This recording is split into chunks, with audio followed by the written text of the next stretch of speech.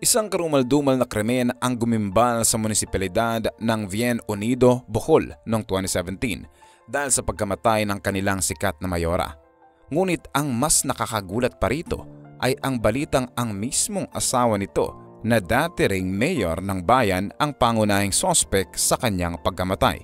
Paano nga ba kumantong sa kahindik-hindik na trahedya ang inaakalang perpektong pagsasama ng mag-asawang politiko?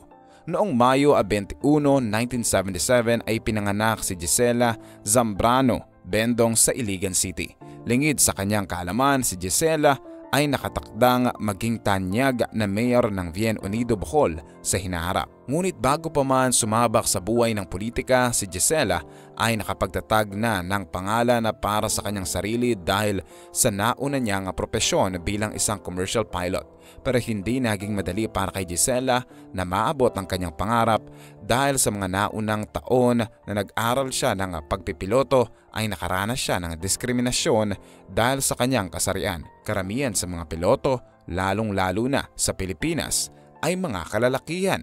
Kaya maraming mga taong nagdududa kung talaga bang kakayanan ni Gisela na magpalipad ng eroplano at kung magiging kasing galing ba ito ng ibang mas tanyag na lalaking piloto. Marami mang nagduda sa kanyang kakayahan ay hindi pa rin nagpadaig si Gisela dahil ipinagpatuloy niya ang kanyang pangarap na maging isang piloto. Siya ang kauna-unahang babaeng piloto na naging commercial pilot sa Philippine Air Asia, isang low-cost airline na nakabase sa Ninoy Aquino International Airport sa Pasay.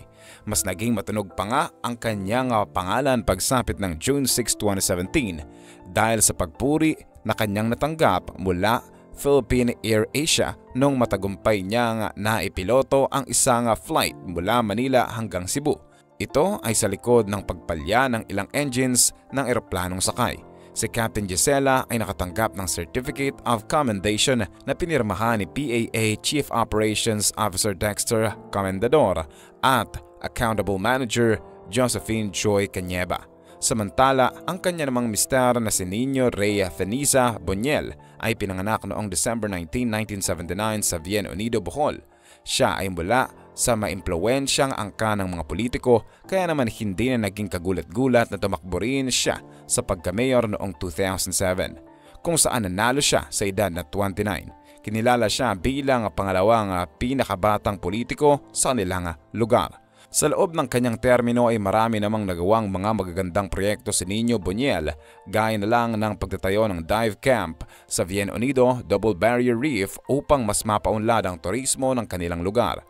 Sinugpo rin niya ang talamak na illegal fishing sa kanilang lugar sa pamamagitan ng pagtatatag ng underwater grotto malapit sa coral reef ng Double Barrier Reef. Ito ay binubuo ng 14 na estatwa ng Virgin Mary at Santo Niño de Cebu. Nag-cruise naman ang landas ng dalawa nang mapadpad si Gisela sa Tagbiliran at dumiretso sa Bien Unido upang umattend ng isang conference. Sa conference na iyon ay nagkakilala si Gisela at Nino at sa pagdaan ng panahon ay mas lumalim pa ang kanilang relasyon. Pagsapit ng 2012 ay nagkaroon ng civil wedding ang dalawa matapos nilang madiskubre na 2 buwan nang nagdadalang tao si Gisela. Noong July din ng taong iyon ay pinanganak ni Gisela ang kanilang anak na lalaki. Dahil nga nakadikit na sa buhay politika ang pangalan ng pamilyang Boniel, naging parte na rin ito ng buhay mag-asawa ni Gisela at Nino.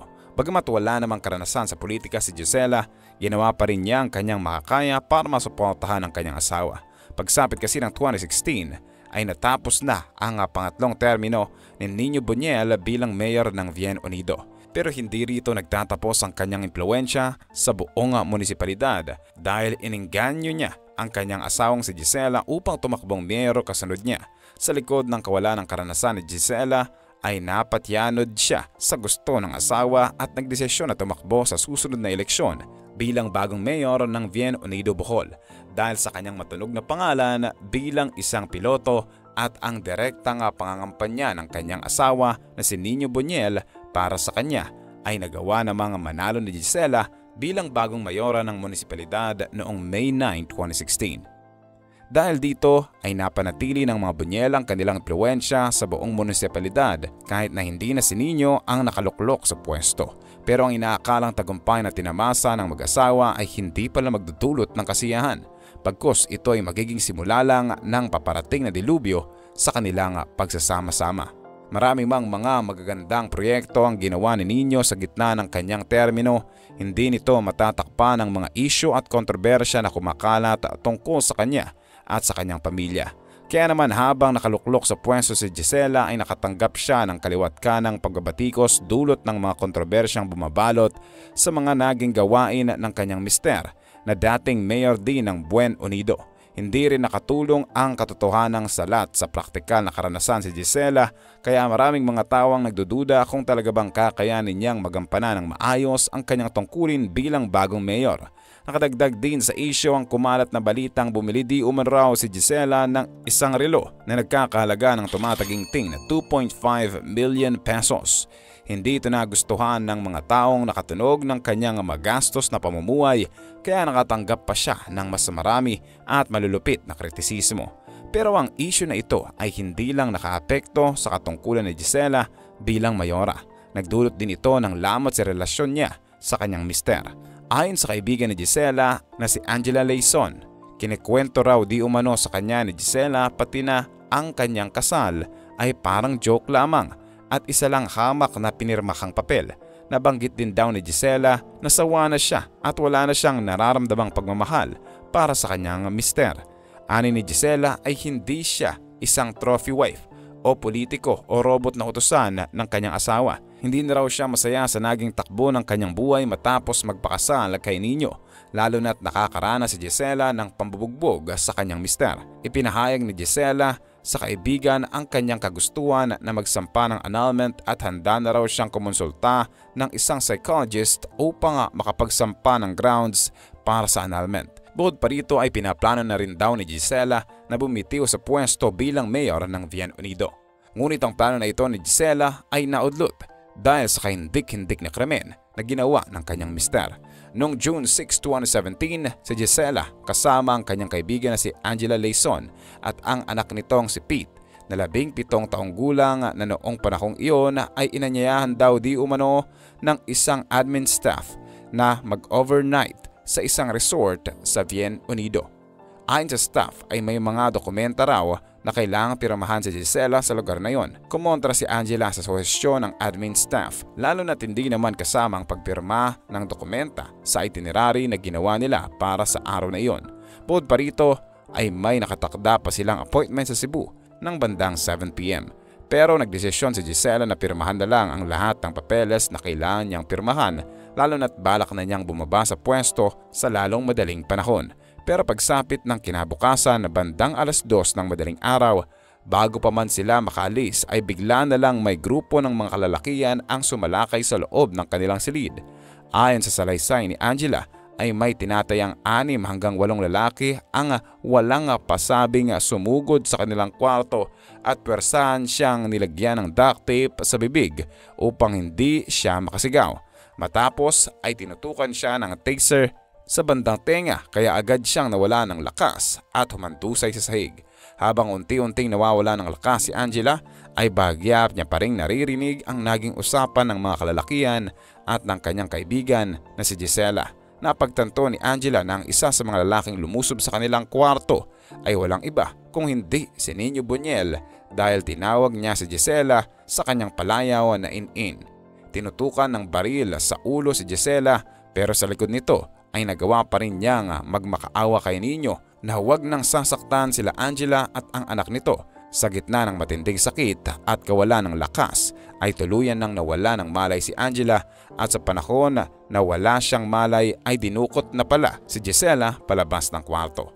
Matapos ng ilang oras, ginising ng mga lalaking sangkot sa krimen si Angela at ang kanyang anak na nasa kabilang kwarto, tapos ay pwersahan silang isinakay sa isang van. At doon na nga sila binigyan ng 3 tiket para sumakay ng barko papuntang Tubigon, Bohol upang palabasin na kasama pa rin ni Gisela sa mga sandaling iyon. Binantaan ng mga suspect si Angela at ang kanyang anak na huwag nang magsalita tungkol sa nangyari dahil kung hindi ay may masamang mangyayari sa kanila. Ngunit sa likod ng panindak ng mga suspects ay hindi nagpadaig sa takot si Angela. Pagdaong nila sa Cebu ay agad niyang kinontak ang mga pamilya at kamag-anak ni Gisela upang ipaalam sa kanila ang nangyaring krimen. Sa likod ng mga banta sa kanyang buhay ay tumayo bilang pangunahing saksi si Angelo Leyson upang makamtan ang hustisya para sa kaibigan. Kinabukasan din ay inaresto ng mga pulis si Nino at 6 pang mga kalalakihan na pinaniniwala ang kasabwat niya sa ginawang krimen, habang natitirang 2 naman ay nagawang makatakas at magtago. Noong June 13, 2017 ay sinampahan ng kasong parricide si Nino Boniel dahil sa paniniwalang siya ang pangunahing suspect sa pagpaslang sa kanyang asawa. Kasama sa mga sinampahan ng kaso ay 4 sa kanyang 8 kasabwat na sina Riolito Etad Boniel, Randel Lupas, Willie Hoylar at Restituto Magnosia Jr. as his co-conspirators. Sila Riolito at Tupas ay inendorsa ng mga pulis bilang maging witness sa naganap na krimen. Agad namang nakipag-coordinate ang pinsan ni Nino na si Riolito. Ayon sa salaysay ni Riolito, ibinalot daw di umano ni Nino Boniel sa isang puting kumot ang kanyang asawa bago isinakay sa mismong bangkang pagmamayari ni Riolito. Inutusan daw ni Nino si Riolito na pumalaot papuntang Olango Island sa Lapu-Lapu City. Sa gitna ng pamamangka ay pinipilit pa raw di umano ni Gisela na kumawala, pero agad siyang sinabunutan ni Nino at sinigawan na habang tinututukan ng baril sa ulo. Matapos ng ilang sandali ay binaril na niya sa ulo ang kanyang misis na naging sanhi sa pagkamatay nito. Matapos ang pagpatay, binalot nila ang bangkay ni Gisela ng fishing net na pinabigatan ng halos 15 kilos ng mga bato bago ito itinapon sa karagatan para mailubog ang kanyang labi, kasama na ng mga ebidensyang maaaring magturo sa kanila.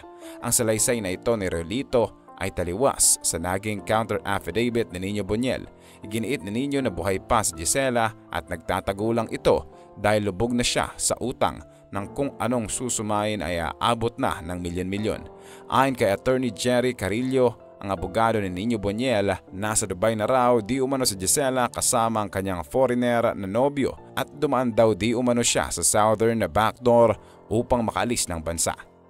Ngunit ang pahayag na ito ni Nino Boniel ay pinagtaasan lamang ng kilay ng karamihan, lalo na't walang dahilan si Gisela upang dumaan sa southern backdoor, gayong wala naman itong whole departure order. Ilang taon ding nabinbin ang kasong ito laban kay Nino Boniel hanggang sa sumapit ang taong 2019 kung kailan nahuli na rin sa wakas ang 2 pa sa kanyang mga kasamahang suspects matapos nilang makitang nagtatago sa Lapu-Lapu City.